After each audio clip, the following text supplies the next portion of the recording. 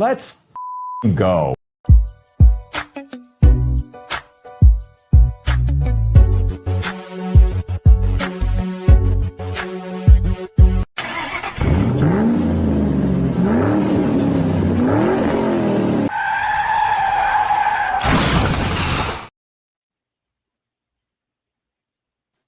Pittsburgh Steelers fans, the nation, Steeler Nation, KnoItAllz Nation, Steel Curtain Network Nation, Fans First Sports Network Nation. Thanks everybody for tapping in with us on a Wednesday night on the Pump Your Brakes podcast. Big G and myself just finished our Thursday prelude show to this one called Smash the Gas. Matter of fact, if you look at the background, it's still Smash the Gas. Tate, you need to change that. You rushing too much. Let's get some Pump Your Brakes action up there. So yeah, we just finished that. We're talking about potential wide receiver trade candidates on that show. We're back. We're joined by we upgraded. We traded the quad OG Curb in the building for the triple OG Shannon in the building. So we moving up the rankings. We went from 4 to 3. But so yeah, we in the building. So Shannon, I'm gonna go to you first, man, because I heard Big G's mouth for the last 45, 50 minutes. So what you got to say? Oh, about any Steelers. Yeah, I was just to be honest, it was about as disappointing a game as I can remember, because I did think they had turned the corner with all the new faces and new places, and they'd finally kind of put that difficulty stopping the run behind them, I thought. And but I said there was no excuses going into this game, that they had to beat Cleveland, had to beat Cincinnati. Both teams, have been weakened and impacted by injuries, and this was the time for the Steelers to get the 5-1 and, really kind of seize control of the division, because they got some really tough weeks ahead. And I've said all along that I think I predicted them would have 2 defeats at this point. But I just thought that they were making that progress, that sustainable improvement each week. And even though we saw that on offense, I mean, this offense with the 13 personnel, the big package, and we're starting to see them, improve and learn how to maximize the potential of this new offense. And teams just have trouble preparing for them. But we've seen such regression on defense, to the point that the defense didn't even show up. And it was a complete collapse and failure by the whole defense. You can't even just look at 1 or 2 players. Nobody showed up. And then, we have personnel usage issues again, questionable usage. I've heard every excuse in the book about that they tried everything the coaches did schematically, and the players just didn't show up. And that's been the norm in a lot of the playoff games. And my concern is this was a playoff-like atmosphere. And one team was just much more intense. You can always control your energy levels, your effort levels, your enthusiasm, and your efficiency for that matter. And it's just like a normal and typical Steelers playoff game. The defense hasn't showed up in years. And that's what it felt like to me, because Cincinnati, I think, punked the Steelers. You could say cooked. I've heard, Big G say cooked many times. Whatever word you want to use, they were taken out behind the woodshed and spanked. And that's unacceptable. Shannon, you seen what sign I had up there? Yeah. This week is the bench week. Yeah. This week is the bench week, bro. If somebody don't play the way they're supposed to do, somebody's ass is going to the bench. This is the bench week. So it is a pivotal game, Tate. Like you said, it's a pivotal game, but somebody ass going to the bench. If you don't show up and play this week, dog, you benched. And I'm talking about some certain dudes. There's some certain dudes that I'm So talking about. I froze up. What did I miss? Who goes to the bench? Where are y'all talking about right now? We hadn't got to that point yet about who to bench. I'm just saying that to me, nobody on defense showed up. Yeah. Nobody. Yeah, I agree. I'm telling you, there's certain dudes I'm looking at. Take preference. You said that this is a pivotal week for the Steelers. Gotta win, blah, blah, blah, blah. I'm telling you, if it get diabolical, somebody ass going to the bench and they ain't coming up off the bench. I got my eye, I got a bead on a couple of y'all, and y'all getting to the bench quick. I got about 2-3 of y'all. Bench City waiting on you. You better show up and play this week. You better show up in the mustard game. You better show up in the mustard game. Because if not, your ass is to the bench. I'm telling you straight up. So who are some of those people? Starting out with a diabolical Keanu Benton. He's number one on my hit list. Yeah. Numero uno on the hit list. Keanu Benton. Is it that he's playing bad, or just they keep playing him out of position? We play. So I just Tate, I know you know, Shannon, I know you know. I'm not talking to y'all when I make this statement. Anybody that thinks we play a 3-4, you're diabolically crazy. We don't play a 3-4. We don't even play a Tampa 2. We play a 4-2-5 defense. Mm-hmm. The two edges are ends. The two inside we play two inside tackles. We play either Harmon and Hayward, or we play Benton and Hayward. We don't play a traditional 3-4. We don't play it. So we don't have a real nose. The defensive tackles either line up directly on the guard, or they step inside or in the A gap. They never take the outside gap, never. So we play a 4-2-5. Keanu Benton is not a 4-2-5 defensive tackle. Keanu Benton is a 4-3 defensive end. Yes. So they're playing him out of position. That's the issue. It's because we don't play a 3-4. We play a 4-2-5. We play 5 DBs, 2 linebackers, 4 interior linemen. He can never work in a 4-2-5. Now in a 3-4, he could work. In a 3-4, not in a 4-3, he couldn't work, but in a 3-4, which is really the defense we should be playing. But we don't play a 3-4. We play a 4-2-5. You saying Keanu Benton will work in a true 3-4 as a 5 or a 3 technique? Correct. As it's a 3 similar technique to or a 5 technique, we can work all day and night. It's similar to when we had the Gravedigger Hargraves and trying to use him in nose, and look at what he accomplished once he got out of Pittsburgh and ran a 4-3 as a tackle. I mean, he's great, and I even think that Benton still has a lot of potential down the line as Hayward gets older and phases out. But he just can't play nose. He just can't. He gets washed out so quickly. But they don't play nose, Shannon. They don't play a nose. They play 2. Well, but you know what I mean. When they expect him to hold that point of attack in that A gap, he gets washed out too quick. Absolutely. Hell, he gets washed out in the B gap too. He get killed. He does. He's too small. Yeah. Okay. No, I don't disagree with that. You guys have been saying it all season. Plus, everybody been saying that he's not a true nose. So how come Y.A. Black don't get more playing time? That's him and Nick Herbig is the $1 million question. Because the second dude I got a bead on is Alex Highsmith. Alex Highsmith got his ass kicked. The tight ends and the tackles for the Bengals on Tate, they destroyed him. They whooped his ass. Like I'm talking about, they whooped him. So he number 2, because Herbig should be playing in front of him. I don't care what none of the Yenzies say. I don't care what anybody else out there in the podcast land say. Herbig should be starting in front of Highsmith. He should be. Highsmith is big trash right now. So he the number 2 dude I got my eye on. I got a bead on you. Go ahead. Jumping back real quick to the nose situation or a defensive tackle, let's say, because I do agree about the 4-2-5.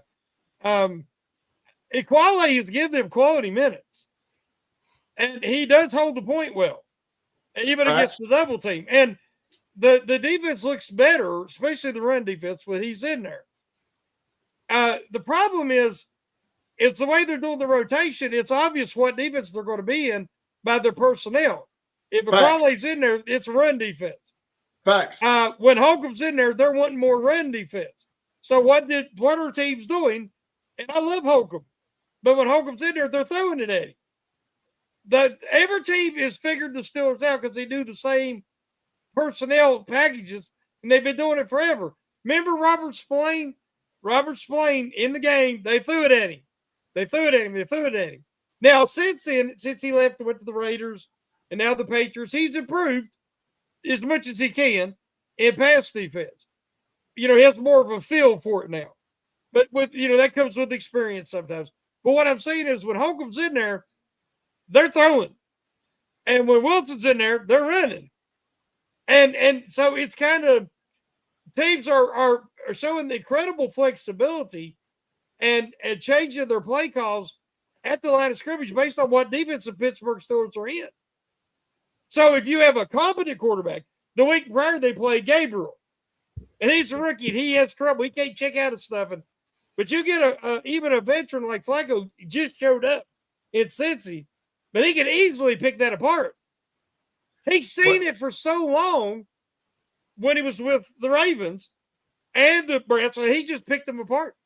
But see, I feel you. But Highsmith, see, the issue is this: the percentage of Highsmith on the field snaps versus Herbig is like 70-30. And Herbig, I'll say, if you take away the Cincinnati game, Herbig makes plays every time he's on the field. But the percentage usage is like 70-30. Yeah, Highsmith is not doing what we paid him to do.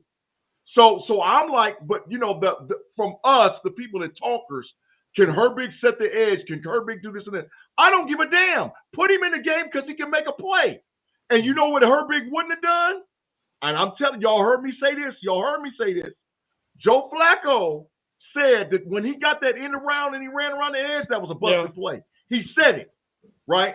So what happened was Highsmith gave up on his responsibility, his execution, and on a busted play, a 42-year-old quarterback scrambled for 15 yards. I got a bead on you, Highsmith. I got a bead on you. One thing I'll say, and this is it doesn't matter who's out there. If tight ends can block the Steelers' edge guys, the Steelers are screwed. They're in trouble. That's fact, Shannon. They're in this trouble. Defense is all about the edge linebackers feasting. Yep. They are the ones. And it's always been Aaron Smith, Brett Kiesel, any of the guys you want to bring up. Shannon got till Cam Hayward is the first defensive lineman to really these, in a good while. And it's made for the linebackers to feast. And if they don't feast, the Steelers are in trouble. That's why we should run a traditional 3-4. And if we run a traditional 3-4 and your edges do more than just rush the quarterback, and they can disguise their ability to how they play, and they can drop they can drop, right? I know we're dwelling on it, but think about how many times Jamar Chase got beat us to the inside. Maybe just 3 times, just drop back. Yeah. Just drop, because if you can't get the pass, you can at least tip it. Yeah. You can at least tip it. I definitely agree with that. I think the coverage was too soft. It was man coverage for a lot of it, but it's soft. You're giving somebody an 8-10 yard cushion, then that's what because it's a lot of option routes that the Bengals ran. And so when Jamar Chase comes to the line of scrimmage, you giving me 8-10 yards. I'm gonna run 3 to 5 and make this quick slant. My body bigger than yours. I'm gonna have inside leverage. I'm gonna catch the ball. Then not only that, I'm gonna break a tackle. Yeah, because there's nobody there. There's nobody. If they could, you could fool them by dropping the defensive ends if you run a traditional 3-4. You can fool them, but we don't do that. So if we're gonna run a 4-2-5, Highsmith, you're not a 4-2-5 edge rusher. Benton, you're not a 4-2-5 defensive tackle. You're not. Slay, you're not a 4-2-5 press man cuff corner. I feel more comfortable putting Eccles on the corner than I do Slay. Eccles, to be able to press, If we're going to run 4-2-5 man press, I feel more comfortable putting Eccles on a corner than I do putting Darius Slay on a corner. So I got three dudes. I got my bead on them. If they continue with a 4-2-5, Eccles has been playing better than Slay. I agree there. I think to mix up the scheme, and it's not the Steelers haven't made adjustments. The adjustments haven't worked, but they've made adjustments. Now I think yeah, that could be too. I think something that they look at though is maybe playing zone on Slay's half, because Slay's strongest coverage responsibility is zone coverage. Facts. He's been best in his career when he's eyes on the quarterback. Facts. He breaks on the ball, he reads, he reacts. He's 34 years old. He's no longer good at running with number one receivers. Mm-hmm. Not gonna happen. So, but Tate, that's the defense. The Eagles line up in a 4-3, but it's really a 3-4 look. Because Smith, their end, he can stand up, drop back in coverage. He don't always rush the edge. Not always. That's why they went back and got Graham. Because Graham could do everything. Graham could stand up, fall back into coverage. He can do all kinds of stuff. It's a 4-3 look, but it's really a 3-4. That's why Slay excelled, because Slay was in really a 3-4 set in Philadelphia as far as their defense. You're absolutely correct. But even in Detroit, his good years in Detroit, he's just better zone. So if they can draw some up where they playing zone on one side of the field and let Porter Jr. have his shot at the number 2 receiver and go man, and hey, well that's what you gotta be willing to do. You gotta change stuff up. I mean, and then the Steelers have the blitz. We asked for it. The blitz rate has been high this year, higher than it has been. And when we send in more than 4, we send in 5 or 6. Like the other day, they couldn't get home. I think the Bengals was max protected and just really sending 3 out. They was keeping the tight end and the running back in to protect and letting Isiavash and Higgins and Chase run the routes. And when you send in 5 or 6, you got another 5 guys out there, maybe the middle linebackers, but once you get past 10 yards, you get behind them, and Flacco was feasting. Flacco was getting rid of the ball quicker than Aaron Rodgers was getting rid of the ball. And you know what else he did too? And I'm telling you, I watched that tape. They ran that AA blitz look multiple times. As soon as Flacco saw it, he threw straight in the seam. Straight on the little corner. It was a choice route by Chase or choice route by Higgins. And as soon as because in the NFL, and I'm telling y'all something else, in the NFL, there is no inside linebackers to line up in a AA blitz gap scheme. And if they don't break the first, if they don't get an advantage from a quickness standpoint, they're going to get blown off the freaking screen. I'm telling you, I saw the tape. Peyton Wilson and Patrick Queen was getting mopped in that AA. And what made me so pissed off was the fact that, okay, that means that everybody's got a one-on-one. Because Tate, like you said, they're in a 12 personnel look, right? But everybody was getting one-on-ones and they couldn't get there. So yeah, I feel you, bro. Let's answer Chad's super chat, bro. Let's answer Chad's super chat. Chaz for the $4.99. Someone tell TA to stop running man 3x1. They cooked us all by sending 2 or 3 verts with a slant from 1. Watch the all 22. Horrible DC. Chad, I watched the all 22 multiple times. Watch the whole damn thing multiple times. The issue is a 4-2-5 man press defense will get murdered by anybody in the NFL. Y'all heard me say it. I'm being perfectly clear. A 4-2-5 NFL defense will get murdered in press man all year long. All year long. Trust me. Claude went into the super chat. Thanks, Claude, for the 2. Claude says it's called bad coaching, gentlemen. You can say that. I mean, the only thing I was saying last week is, that the plan they had coming in, they thought they got Ramsey and Slay, and with another year of development and coaching from Joey Porter Jr. They thought the Bengals' best players on offense just beat our best players on defense. That's everybody. Chase, Higgins, Chase Brown, like Joe Flacco. You know, Joe Flacco looked Peyton Wilson and Patrick Queen off so many times to be able to throw those quick slants across the middle stuff. And that play after we took the lead and they drove down the field, whose fault was that on that slant Chase caught and went like 18 yards? It really started that drive. When he was running wide open and it wasn't still wide open yards of blown coverage. Yeah, it was a blown coverage. It was a total blown coverage. Total. Guess who one of those blown coverage dudes was? Highsmith. He blew the coverage because he was actually supposed to drop. Slay blew the coverage too. Blew the coverage. They was trash.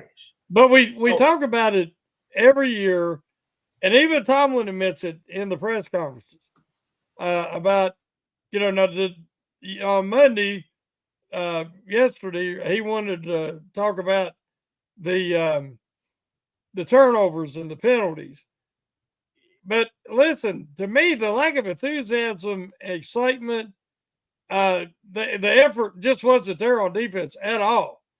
And, if it's a communication issue, isn't that on the coaches? They're the ones teaching the technique. They're the ones teaching these schemes. Either guys are smart enough to learn it or you get new guys. There's something that's to change. So you can't change everybody, and nobody on defense showed up. And it's been a trend, especially in playoffs and big games. There was no answers. Those last 6 games last year that the Steelers lost them out, there was no answers. They tried some different things, but, so is it, what is the answer? Is it they just don't have enough talent? I mean, we know what they did this year to try to have one shot at it. They bring in a 41-year-old quarterback who has exceeded expectations. They've put together an offense that's unique, but they still don't have balance because now the defense looks old and slow and unenthusiastic. I mean, TJ Watt has never done anything in the playoffs, and now he's getting on streaks where he don't do anything in big regular season games.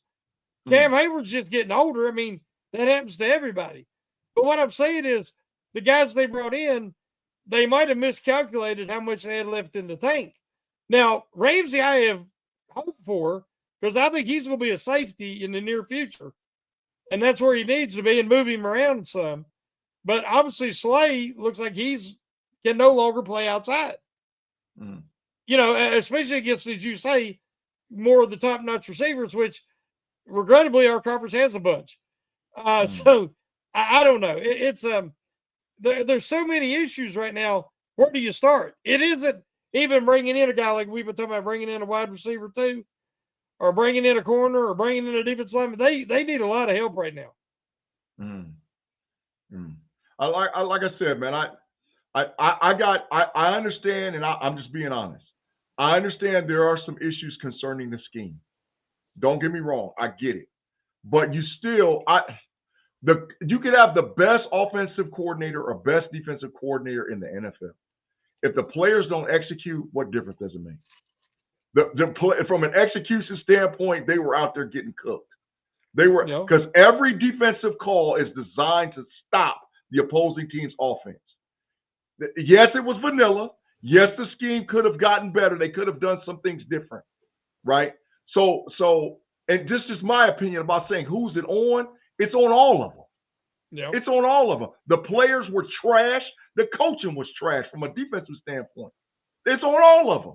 They got to do better. And they can do better because we've seen them do better. The issue is they have to do better. We have seen them do better. A lot of times with us as Steeler fans, we go all the way to the edge because we get games where they lay an egg. That's what I want to say. I got boxing men's coming up. A lot of new help. Shannon said they need help, a lot of help, which it appears they do. But people weren't saying that 2 weeks ago. People weren't saying that in the preseason. People weren't saying that in training camp. Now all of a sudden you hear the tough spot, you lose a game, and so many Steeler fans just always go to that side of things instead of just sticking with it and see what happens next. But finish, Big G. I just want to I'm guilty of going there. Listen. I'm not gonna call nobody out if I don't call myself out. I'm guilty of going there. I'll go extreme in a minute. But the real issue is I really truly believe that the design of the defense, that what they saw from a preseason standpoint, they bought players or brought in players to change it schematically, and I don't know if they can do what they said they're going to do. I agree. That's what Shannon said. Yeah, they run a 4-2-5 man press. I don't think we have one man press. Listen to the last round meathead. Pay attention. You're saying the same shit that he said. Yeah, I don't think we have one man press corner. I think Joey Porter Jr. is entirely too handsy. Echols is the only guy that might be able to pull it off. Slay's too old, and Ramsey. He, when they show you who they are, tell you they are, believe them. Joey Porter's a good press cover corner. Joey Porter runs into problems when the ball's in the air, not off the line of scrimmage. He gets beat. He runs into problem when the ball's in the air because I don't know if he gets nervous. He doesn't trust his eyes or his ability to play the ball. Then he gets handsy. But he can handle the line of scrimmage, the press man coverage aspect to stay with his man. But when the ball's in the air coming to his man, that's where he gets his penalties. Agree. But I don't think we can run like I said, I don't think we can run a 4-2-5. I think that we need to be a 3-4 zone. If we're a 3-4 zone, now it might come to pass because what a 3-4 zone will produce is you'll die by a million cuts. So a 3-4 zone means that you're going to just, if you can't play it correctly, they're going to slice you up. They're just going pass after pass after pass. Or if you get outside of your area and you don't play, if you don't execute playing the outside leverage points, now they kill you. They kill you on the outside run game scheme. And then if your defensive tackles aren't disciplined enough to push through the two guards, now they kill you in the run game. So you die by a million cuts. The way they're playing now, you're just gonna get killed. Like at any moment, somebody could have went on them to the house at any moment. There was a ton of 6 and 7 yard completions. Mm-hmm. I mean, just it was there all night long, and they could never figure out how to stop it. Mm-hmm. And they give him the slant over and over and over. The announcers were saying, take away the inside and give leverage to the outside. Make them complete that. They never even tried it. I'm with you, and that's where I kind of disagree with what Big G was just saying. Is I'm not dying by 1,000 cuts. You're gonna just stab me in the heart because I'm gonna be aggressive with you. I'm gonna get up on the line, and if you beat me, like Shannon said, if you can make that throw to the outside between the sideline and me manning you up, trying to nudge you out of bounds, I got to live with that. But I'm not going to play 8 yards off and allow you to cross my face every time and catch a ball, and you a great yak guy like Jamar Chase and get another 7-8 yards on top of that. I agree, Tate, but if you play a 3-4, you can stop it. See, so I just mental picture. You got 6 guys inside the tackles because that's the way we play. There's 6 guys. The 2 middle linebackers are within 2.5 yards of the line of scrimmage. If it's to the wide side, or if the wide side of the field is at the top, most teams line up and they go their best receiver singled up over there with some shallow safety help. Okay, they got 2 dudes, be it if it's a tight end or wide receiver on the other side, and they got a running back in the backfield. At the snap of the ball, if the linebackers on the inside take a step forward, the inside slant is open every single freaking time. All the wide receiver over there has got to do is beat the corner off the first 2 steps. If his first 2 steps are inside and he gets inside leverage, he's wide open every single time. You can't play man press in a 4-2-5. You can't do it. You don't have the personnel to do it. You can't. That's what I'm trying to stop. I mean, I know y'all know, but you just cannot do that. Because it's open every time. You're to the wide side of the field, and the inside linebacker is not out wide enough to where he can drop and get there. It's one step, turn, and throw the freaking ball. Ain't that what we just saw, Shannon? Yeah. Ain't that what we just saw? You All can't night. play a 4-2-5 man press. You can't do it. Not Well, in you this can do NFL. it won't work. But you can do it because they kept doing it. Yeah. You saw that. That's what I mean.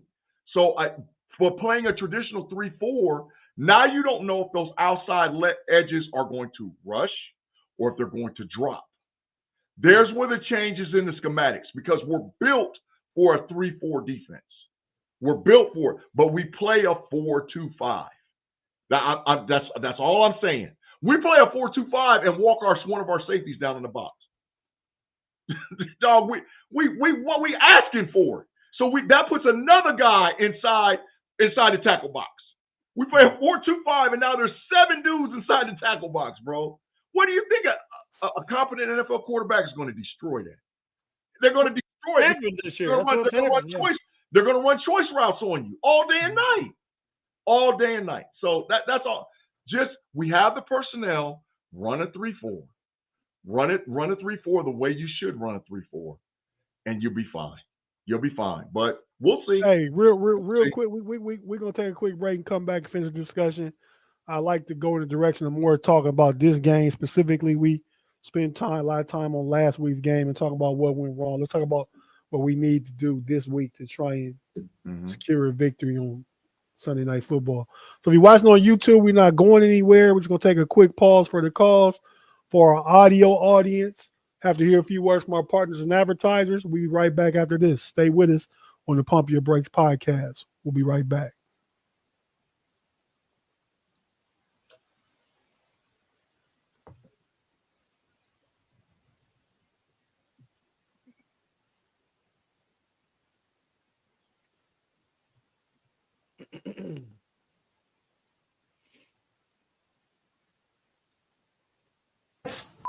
Go.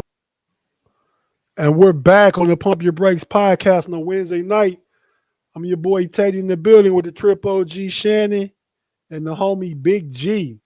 So, fellas, we take on the Green Bay Packers this weekend, Sunday night. Probably one of the bigger games on the NFL schedule. You got the 4-1-1 Packers coming to Acrisure to take on the 4-2 Steelers. We got Aaron Rodgers playing his old team. We got Micah Parsons coming in the building. So a lot of little different subset stories going on. So the Packers, the Steelers, what are you thinking, Shannon? What kind of game you expecting? And talk about your key to the game is stopping the Packers run game. Well, I honestly don't have any idea what to expect from the Steelers. With so many new players, even though they have new players, we're seeing more of the same what we've seen since 2017, 2018. They can look like crap, like they don't even care. One week, come out the next week and upset somebody. And I think if they beat the Packers, it'll be an upset, in my opinion, because the Packers have the quarterback. The Packers are favorite. Yeah, the Packers have the quarterback. They have the skill position players. They have the pass rush to give the Steelers trouble. But again, you know, the Steelers I think they'd lost 4 of their last 5 at home or something going into last week. And, you know, then they beat Cleveland. But again, the teams the Steelers have had success this year have been quarterback weak teams. The teams that have given the Steelers trouble and beat them this year is somebody that has a competent quarterback. That concerns me for this week because Jordan Love is more than competent, and he has plenty of weapons at the skill position players. So I think that when the Steelers stop the run, they still give up a lot of 3rd and longs. I don't know what the deal is. It doesn't matter. They give up 3rd and long. I think they're one of the worst in the NFL in giving up 3rd and 7 or longer first downs. But they have to stop the run because if they let Jacobs get established and control the time of possession, this defense will wear down. It's concerning that Watt just doesn't look like Watt anymore. And we said that last year, and I did not want him to get paid the amount of money that they give him. But I thought that by bringing in the other new faces, it might, help him be even more effective if he didn't have to carry the defense like he's done in the past. But he gets blocked one-on-one far too often, far more than he used to. And as I said, if the edge guys don't feast in this defense, there is going to be trouble. But I believe that the death by 1,000 cuts, as Big G said earlier, that will definitely happen this week if they don't stop Jacobs. And I mean, 3 yards or less a carry, make them throw it to move the football, because Jordan Love has a lot of faith in his arm, and he will try to squeeze passes in. He'll hold the ball a little longer, and that's when the Steelers play better on defense. So I think the key is to stop the Packers running game and then focus on the passing. Tate, I'm gonna tell you, I think different. I think that the key. Okay, we gave up 10 points off of turnovers. Okay, just flat out facts. We gave up 10 points off of turnovers. That was huge.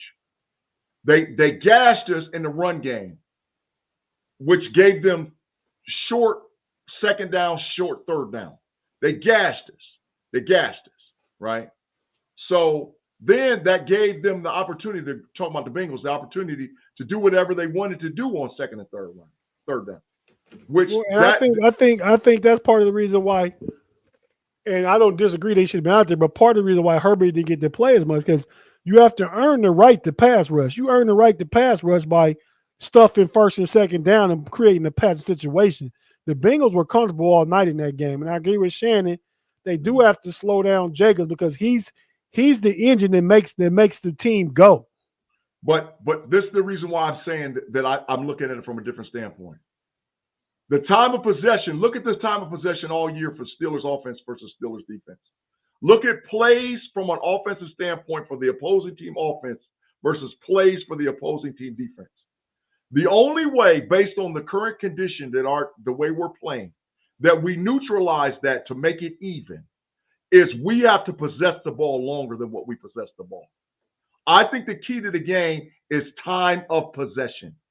If we win the time of possession game, we're going to win the game. How you do that? You run the ball.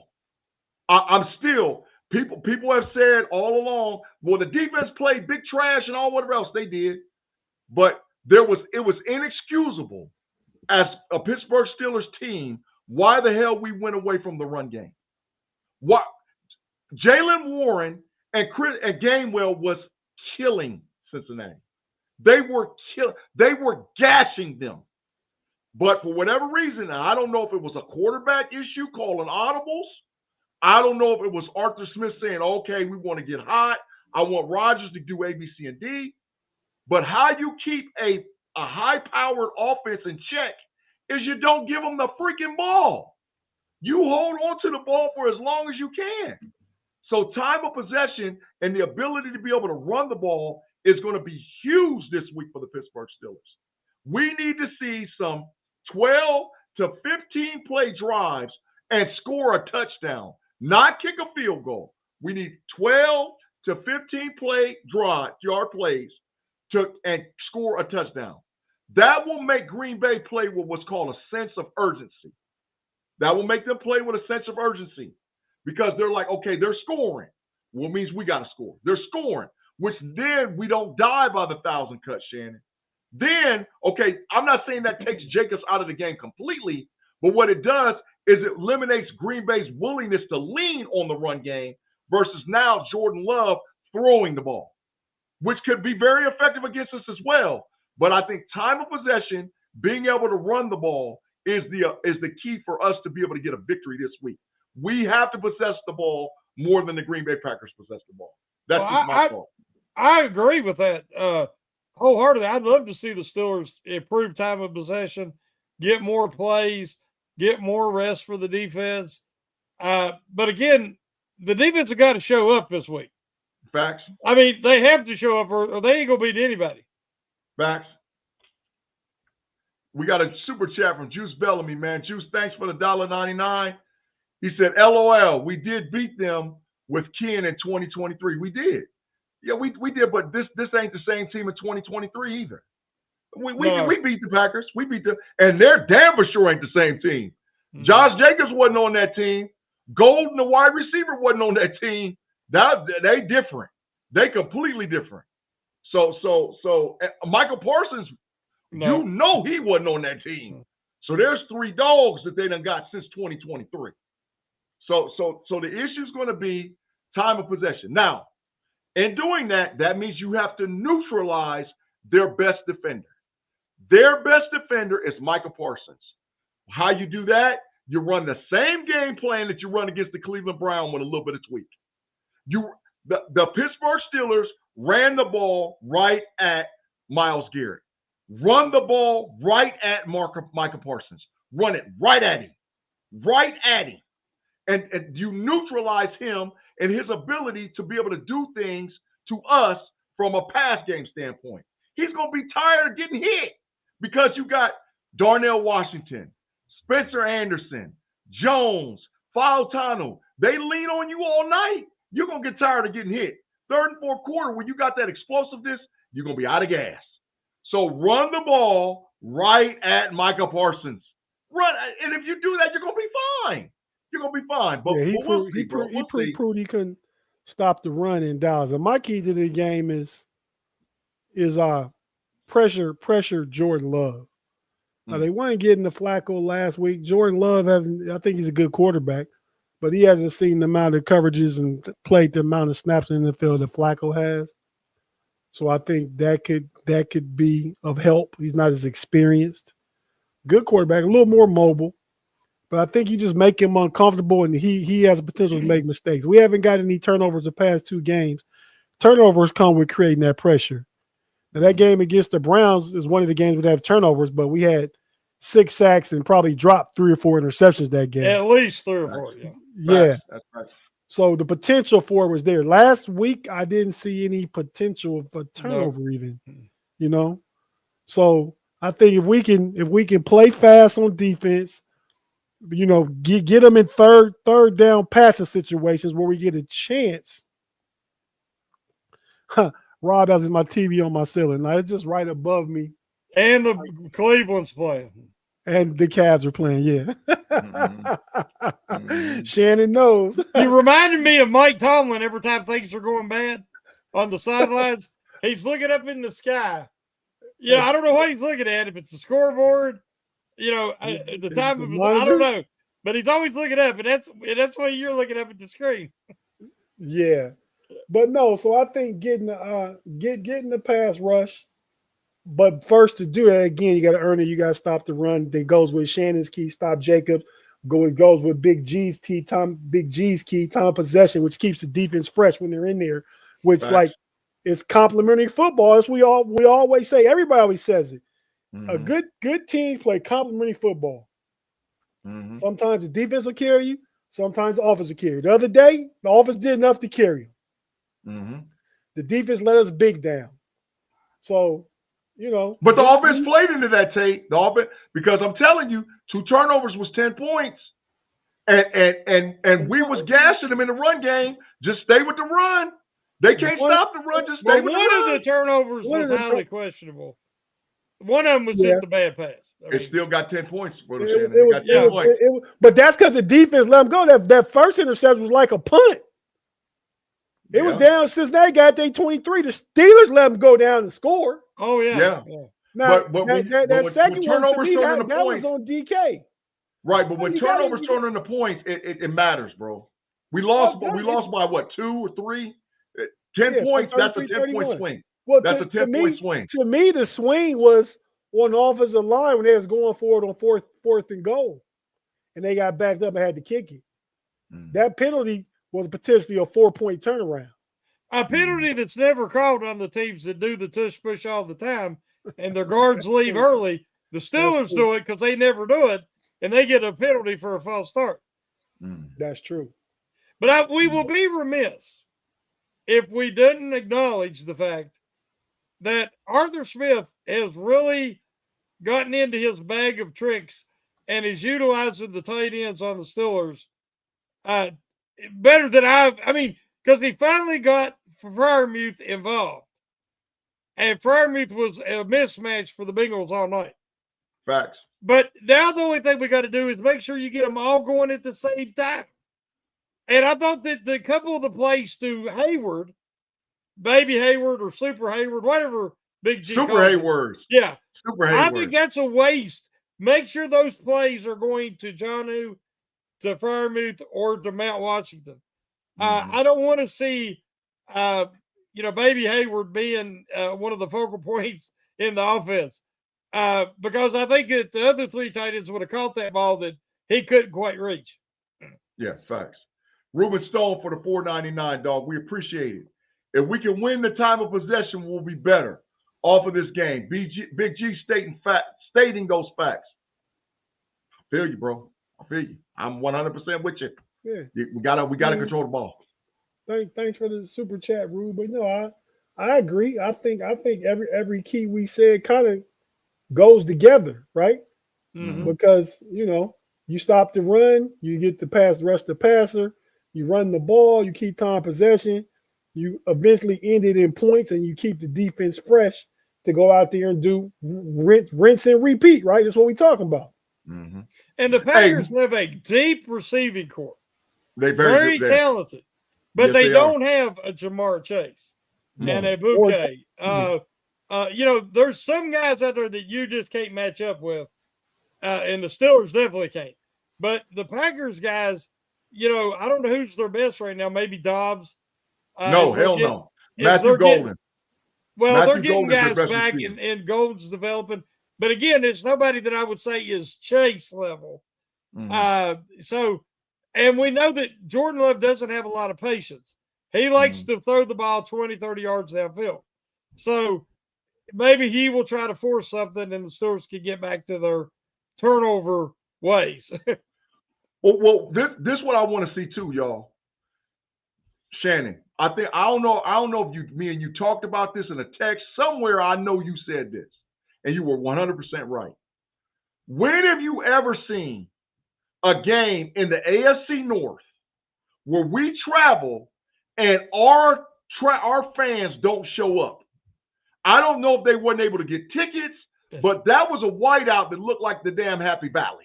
It did. That looked like Happy Valley for real. And that energy fed those players on Thursday night. Oh, definitely. All you diabolical hating ass yinzies, get to AccuStore Stadium and pump them dudes up. And don't be trying to boo them. If you get behind them, because guess what? Cincinnati was getting mauled at first. It was 10-0, right? They didn't turn on them. No. They stuck with them. And once they got their momentum going, that place was bananas. AccuStore Stadium, you yinzies, you better get behind them. And don't sell your ticket to the Packer fans. Hell no. Because we see that happen a lot. Yeah, don't give them nothing. Hell no, don't give them nothing. And don't show up at the end of the first quarter. I need to see them towels swinging, people in there going nuts from quarter one all the way to the end of the game because they need that energy. Yep. People don't understand how much players feed off of that. They need that energy, man. They need it. This is a huge game for us as far as our season. Don't be, boo, boo. Yeah. You know how they do. Oh, boo, boo, get him out of it. Stop that diabolical mess, bruh. Stop it. Yeah. So it's come that time, man. We make our weekly predictions. Shannon, you can make your real pick this week. You don't have to keep on the streak. You can restart it maybe. But so I think it's a big game. I think just like the game they really showed up over there in Dublin and Ireland, that was important to the organization, important to the Ruley family. They went out there and they played well. That was the first signs we seen them starting to execute something on offense. That's the first time we saw the jumbo personnel. The defense played good for 53 minutes in that game before attrition started allowing Carson Wentz and the Minnesota offense to get like 180 of their yards on their last 3 drives. 80 of that was on one play to Jordan Addison. Look at this dude. Go ahead and read Claude Super Chat. Claude Bishop for the $2. Just think they let Brian Flores walk. Claude, you a hater, dog. You're a diabolical hater, dog. You a hater. I mean, well, they did. He's such a hater. But when you understand that's the organization. I mean, the Steelers didn't fire coaches. Brian Flores left before they fired Matt Canada. I mean, Fact. so that Matt Canada was a whole thing they hadn't done. They said since 1948, where they let somebody go during season. Facts. So the Steelers see their coaches out through their contracts, coordinators and coaches out through their contracts majority of the time. They don't got Penn State money, obviously. Paying James Franklin $50 million to go away. Yeah, that's big trash, Claude. You're diabolical Penn State Nittany Lions, super trash. Talking about Drew Aller going to be the number 1 overall. Get it. But as far as my game prediction goes, I agree with everything we said in way of keys. I'd like to see less penalties, play a cleaner game. That's on offense and defense. I believe it was like 5 pass interferences the other day. We brought up that penalty that killed momentum early. Jonnu Smith got a false start early. That was in the first quarter drive. That killed some momentum. We talked about the tush push. That penalty killed some momentum. The Zach Frazier hold killed us too. Zach and that wasn't his They fault. took a touchdown off the board. Yeah. But that wasn't his fault, though, bro. That wasn't his fault. The play was designed to go backside. Dog, momentum's going that way, and all of a sudden your running back cuts. Dog, that wasn't his fault. Trust me. I've been there, done that. I done held like that before. Sometimes I got a call on me. Sometimes I didn't. But that's not his fault. That's not his fault. But I think if we play a clean game and we take care to check the boxes that we all said check, I think we see a different Steeler team this week. I don't think it's a letdown. I think it's the preparation time is not a short turnaround. They played Thursday, kind of like they came out after the bye against Cleveland. So I'm going to pick the Steelers to win this game for Aaron Rodgers, for themselves, for the team. I picked the Steelers to win a 27-20 game. Shannon, I'm responding to a diabolical hater. Go ahead, bro. Again, like I said earlier, I don't know what to expect out of this team. They've been consistently inconsistent. We're far enough along into the season now that we can see where the issues are, but there's no easy answers to fix these issues, especially if they're not willing to make personnel changes and personnel package changes. So I don't know how the Steelers will respond. Hopefully they're embarrassed. Hopefully the coaches are embarrassed, the players are embarrassed, because I know the fans were embarrassed. I mean, because we've had to listen to it from the Bengals fans. And that's never good. So in my opinion, the Steelers, even though the Bengals have a lot of talent on offense at the skill positions, the Steelers are by far the better team.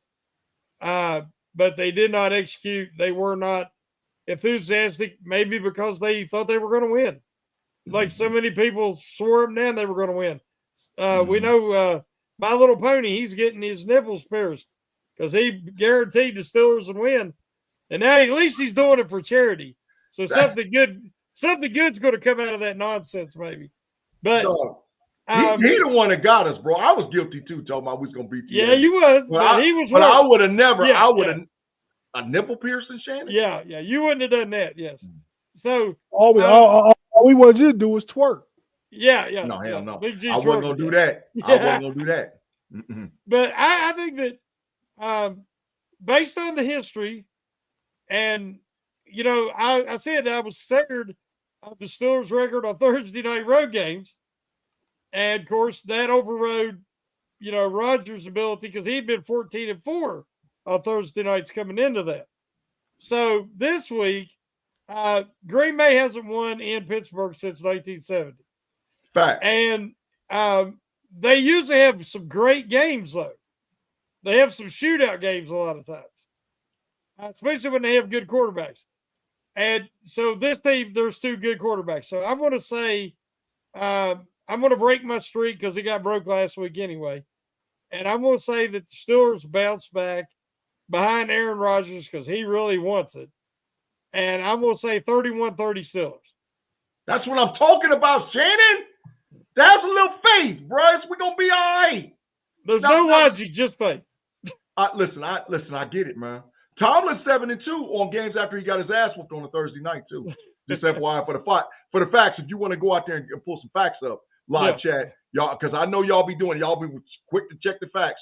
He's 7-2 after he got his ass whooped on a Thursday night. Go and look it up. So the issue is that Pittsburgh in time of possession, Shannon, I think all the tight ends for the Pittsburgh Steelers can eat this week. All of them. Maybe even Hayward. But Jonnu, Washington, and Moose all can eat. I think the weakness of the Packers defense is their linebackers. I think their linebackers are not that. They ain't that. They got some good defensive linemen edges. Well, they got a that, couple of good DBs, but they ain't got no linebackers. That Quay Walker and that kid they just drafted last year, they pretty good.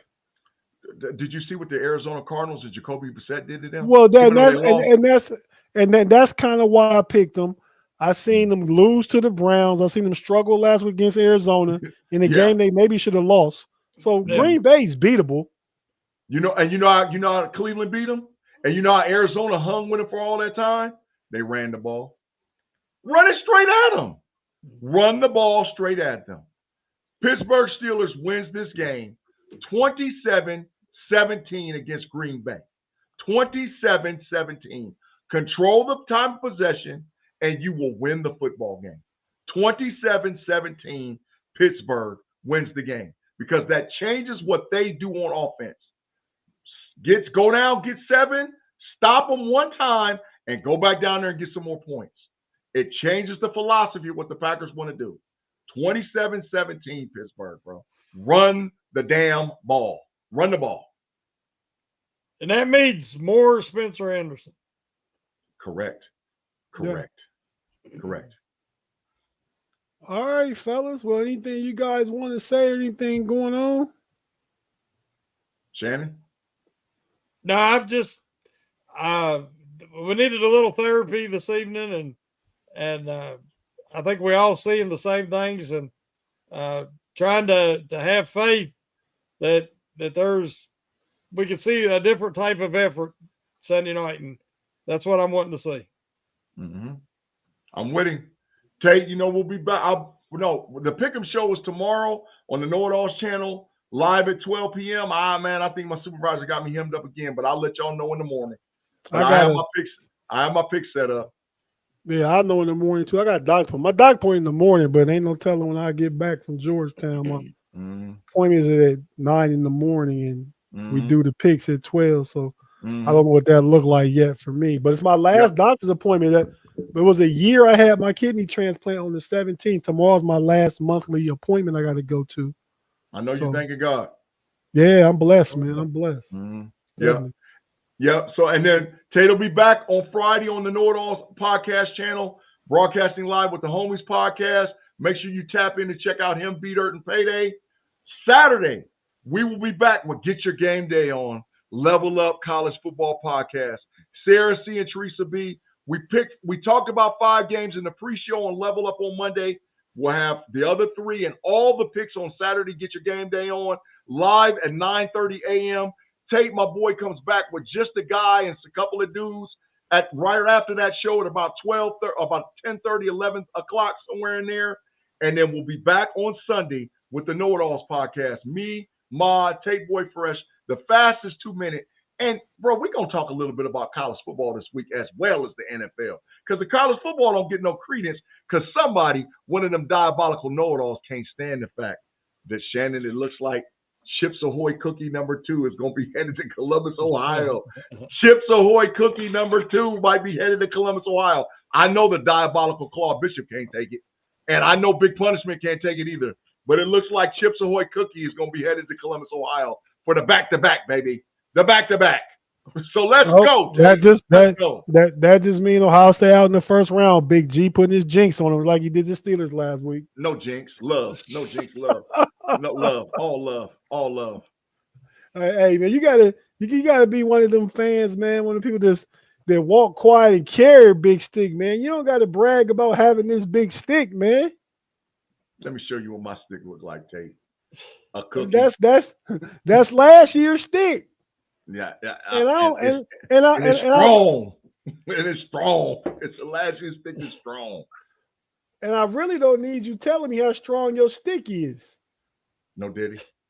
That's what I'm getting at. No diddy. I'm sorry. See, I told you sometimes I don't be thinking about it, bro. When I thought about it from the context of the conversation, yeah, that's my fault, dog. No diddy. I'm sorry. With that being said, everybody, man, we out of here. Thanks for tapping in with us.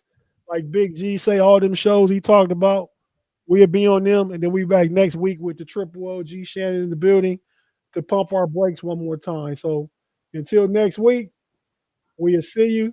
Shannon, go ahead and take us home, man.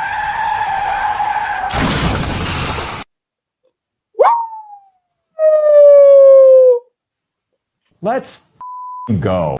Mamba out. Y'all come back now. Here